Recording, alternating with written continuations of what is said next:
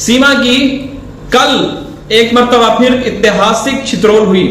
सीमा की मार पीट हुई, उसको मारा गया और ये मार तो खाती रहेगी। लेकिन इसके साथ एक और बड़ी खबर भी आपके साथ शेयर करेंगे कि ये जो रक्षाबंधन का त्योहार था, इस मौके पर क्या हुआ वकास भाई, आप बताइए। रक्षाबंधन के त्योहार पर तन्वी भाई आपने देखा होगा कि एपी सिंह तो इसके घर आना चाहता था, मगर किसी वजूहत की बिना पर एपी सिंह नहीं आ सका है, क्योंकि तन्वी भाई एपी सिंह को लेकर ही एक घर में यानी कि बहुत बड़ा दंगा फसाद हुआ है 12 अगस्त को, और इसमें सीमा की छितरोल की गई है। खाली सचिन में नहीं, सचिन नतरपाल और उसका जो भैया है लोकेश, उसकी तरफ से भी यानी कि तीनों ने मिलकर सीमा को ठीक ठाक करके धुलाई भी की है। उसकी वजह सिर्फ और सिर्फ ये थी तन्वीर भाई, जैसा कि पूरी दुनिया जानती है, तमाम जो है सिर्फ पैसों के पुजारी हैं जी, इनको इज्जत और उससे कोई ताल्लुक नहीं है। ये 12 अगस्त को यानी कि जश्न आजादी मनाने से पहले 14 और 15 से पहले 12 तारीख को इन्होंने जो ढोंग रचाया था, ये एपी सिंह सीमा को जो तिरंगे का ड्रेस पहनाया था और बच्चों को भी उन्होंने, और एपी सिंह ने उल्टा झंडा पकड़ा हुआ था। तो उस रात सीमा की बहुत ज्यादा धुलाई हुई। धुलाई किसने की? एपी सिंह ने। और रक्षाबंधन का जो त्योहार था, उस मौके पर सीमा ने एपी सिंह को घर आने से मना कर दिया कि आपने मेरे घर नहीं आना। तो अभी सीमा ने आंखें दिखाना शुरू कर दी हैं। आहिस्ता आहिस्ता जो उसके मुंह बोले भैया थे, जो कि पूरे जो उसने संभाला हुआ था, कंट्रोल संभाला हुआ था, हालांकि स्क्रिप्ट भी लिख के देते हैं, लेकिन अभी जो ताजा तरीन इतलात आ रही हैं, जो रिपोर्ट्स आ रही हैं, इसके मुताबिक सीमा ने एपी सिंह को जूता दिखाते हुए बोला कि आप यहां से निकल जाएं, यहां नहीं आना।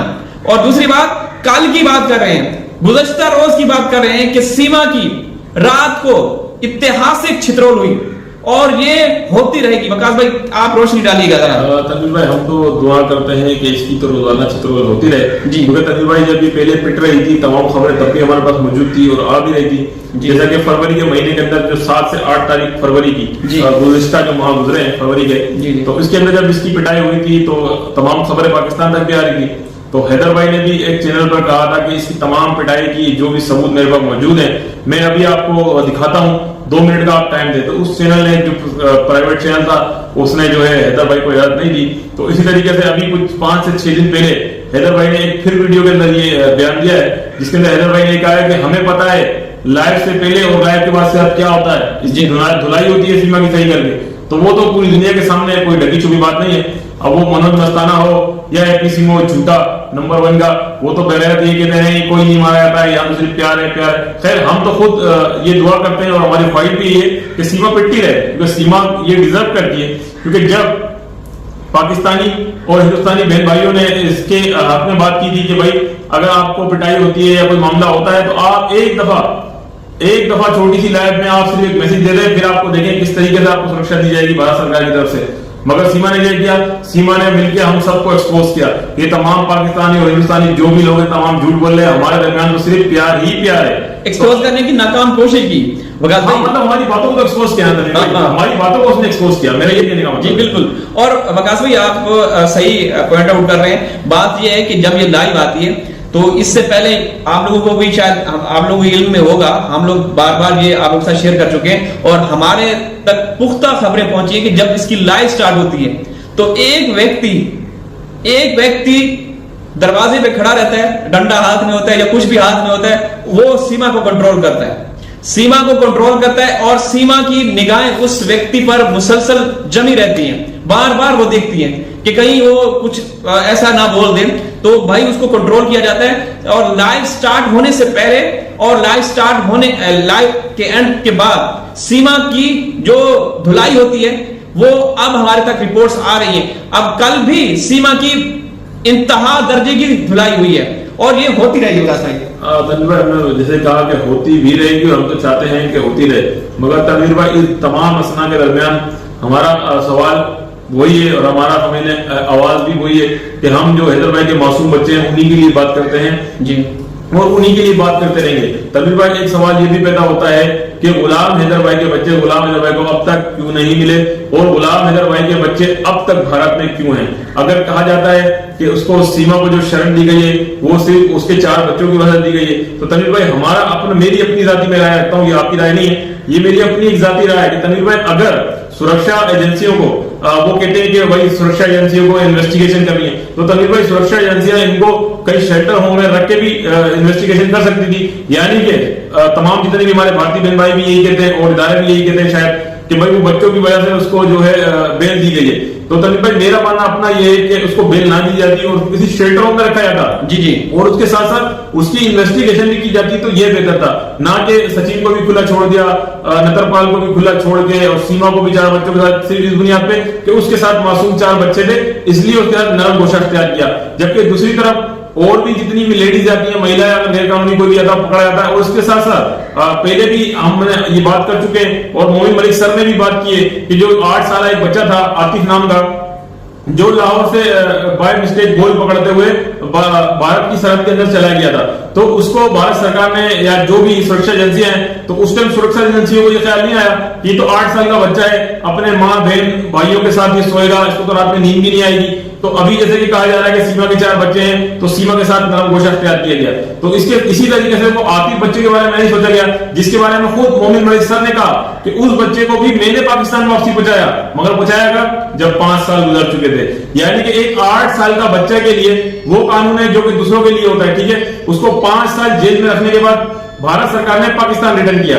तो फिर ये सीमा के लिए इतना नरम गोशा क्यों है, ये हमें तनवीर भाई समझ में नहीं आता। ये बिल्कुल समझ में नहीं आता वकास भाई। कुछ भी मामला हो, कुछ भी लड़ाई झगड़े हो, दंगे फसाद हो, सीमा के कोई जान लेने के उसमें दुश्मन हो या सीमा किसी की जान लेने की दुश्मन बन गई हो या बन रही हो, तो अल्टीमेटली जो बैड रिएक्शन है वो बच्चों के लिए आएगा।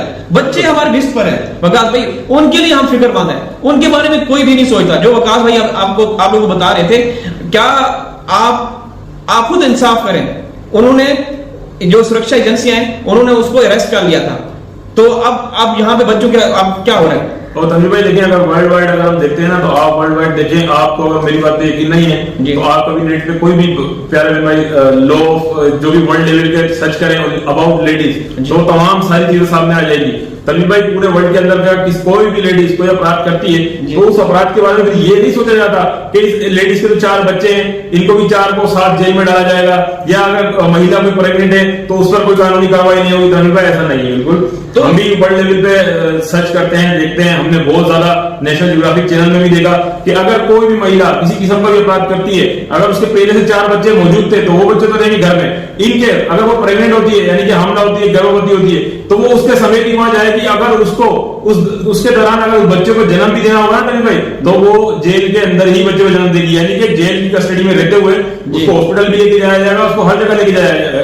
मगर यहाँ कुछ लोग ये बात करते हैं कि वो उसके साथ 4 बच्चे हैं तो इसकी वजह से उसको अब तक जेल नहीं हुई, उसको बेल मिल गई। तो भाई लॉ ये नहीं कहता है, लॉ ये नहीं कहता है। हमारे पाकिस्तान में भी एक ऐसा वाकया हुआ है, उस लेडीज के 2 बच्चे थे, वो किसी इलीगल काम के अंदर पाई गई, तो तनवीर भाई इस वक्त वो जेल में, उसके बच्चे उसके घर में। जी बिल्कुल। देखिए वकास भाई, कानून से बढ़कर कोई नहीं होता जी। अब ये बच्चों को ये सामने लाना कि भाई बच्चे थे इसलिए उनको बेल मिल गई, तो ये तो एक साजिश का हिस्सा भी हो सकती है। कोई बड़ा कानूनदान जिसने ये सीमा को बोला होगा तो बच्चे लेके आएगी, तुम्हें बेल भी मिल जाएगी, तुम्हें ये होगा, तो ये साजिश का हिस्सा भी हो सकता है ना।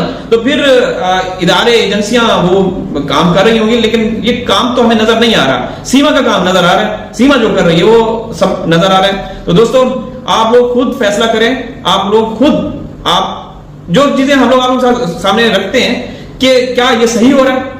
एक इलीगल तरीके से आई खातून को जिस तरीके से प्रमोट किया जा रहा है, जिस तरीके से पेश किया जा रहा है, पजीराई दी जा रही है, क्या सही है?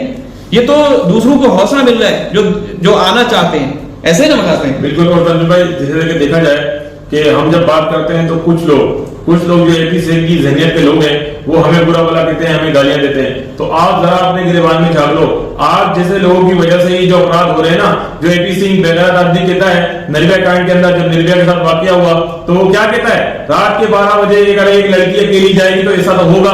हाँ। तो जब इस सोच की जहनियत के लोग हमारे देश या आपके देश में जब होंगे तो फिर ऐसा ही होगा जैसा हो रहा है। जैसे कि उस मासूम लड़की मिमिका के साथ हुआ, एक जो डॉक्टर बन रही थी, नौजवान डॉक्टर, उसके साथ हुआ।